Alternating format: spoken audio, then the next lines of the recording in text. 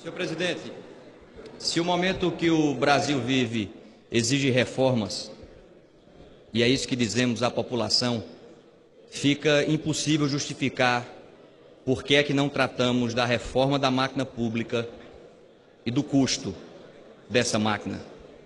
Se o remédio é amargo, mas é preciso tomá-lo, fica difícil compreender por que é que o trabalhador rural tem que tomar esse remédio e o político não. Porque muitas vezes, senhor presidente, quando um filho está doente, o pai ou a mãe, antes de dar o remédio amargo ao filho, toma um pouco desse remédio para dizer que está junto e encorajar o filho a enfrentar a dificuldade. A diferença no nosso caso, nessa nossa insistência de não tratar da reforma da máquina pública, são duas. Primeiro é que o pai toma o remédio estando saudável. E a principal doença está aqui. Depois, é que não é o povo que tem que obedecer aos políticos. Somos nós, políticos, que precisamos obedecer ao povo. E aí a gente vai dando sinais à população que não vai ser tratado isso, da reforma da máquina pública, e a população não aceita mais. E aí a gente vai achando que o tempo que vai resolver e acalmar o país, e não vai acalmar.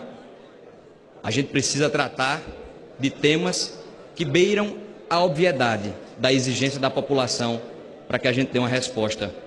Falar do auxílio moradia. Auxílio moradia, senhor presidente, deve existir para quem não tem onde morar. Auxílio alimentação deve existir para quem não tem o que comer.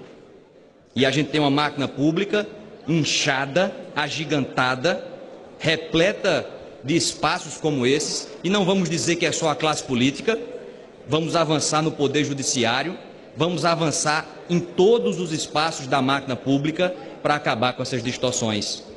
Não dá mais para juiz no Brasil receber auxílio moradia. Está errado. Todos nós sabemos que está errado. Não, mas é uma compensação. A gente não está mais em tempo de ter compensação. Não cabe mais compensações. É preciso ter uma mudança radical em direção daquilo que é correto. Não adianta mais puxar um pouquinho para cá, um pouquinho para ali. Não dá mais.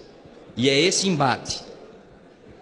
E é o enfrentamento dessas distorções que talvez inicie um período de equilíbrio nesse país. Não dá para pedir equilíbrio à população quando a gente vive banhado em distorções da máquina pública. Por isso faço um apelo para que todos nós, aqui não é uma pauta de governo, oposição, todos nós tomemos consciência de que é preciso levantar essa bandeira da reforma da máquina pública. Porque não adianta mais, não venha votar contra a reforma trabalhista, espalhar cartazes dizendo que é contra a reforma trabalhista e ficar calado quando o tema é a reforma da máquina pública e ficar calado quando o tema são os benefícios que a máquina pública hoje entrega. Esse populismo dissimulado, enganador, não cola mais. É preciso enfrentar essas obviedades. E isso traria um novo debate sobre o que deve ser o nosso Estado. O equipamento, o Estado, a máquina pública como um todo. Isso cabe correções que se multiplicam. Portanto, não dá mais para ficar achando que essa pauta não existe e que essa pauta não é prioritária. Existem vários espaços que nós precisamos enfrentar com requerimento de urgência. Requerimento de urgência nisso, votação de urgência nisso, debate intensivo nisso. Parar 15 dias daqui para falar sobre a reforma da máquina pública, aí sim voltar a se reconectar com a população. Porque existem muitas distorções, sinais que a nossa sociedade precisa avançar. Um ministro do Supremo, com toda franqueza, um ministro do Supremo não precisa de alguém que puxe a sua cadeira para que ele se sente. Ah, mas é só um gesto. Isso não é só um gesto. Isso não é só um gesto. Isso é um símbolo de uma sociedade que ainda não avançou.